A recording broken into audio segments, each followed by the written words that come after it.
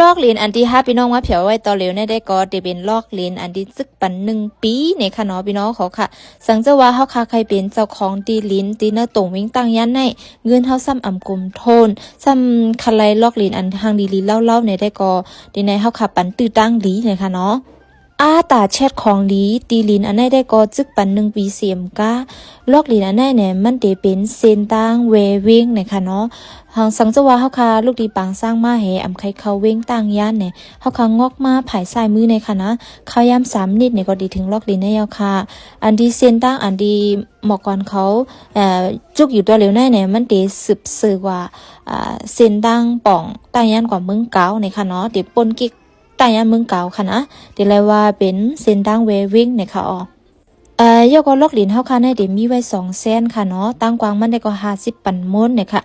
อันที่ป้าโหป้าวางซ้ำ1 ล็อก4 บาท 50 เซนสังเจว่าเฮาค่ะได้จ่ายกำเหลวในได้ก็ได้มีบันคันย่อมมันนำอยู่สังว่าได้จึกเนี่ยก็เฮาค่ะได้ไล่ปันไว้ลงหน้า2 ปากยกก็เทียง2 บาท 50 เซนได้ก็ได้จึกปัน1 ปีเสนค่ะอันป้าโหป้าวางได้ก็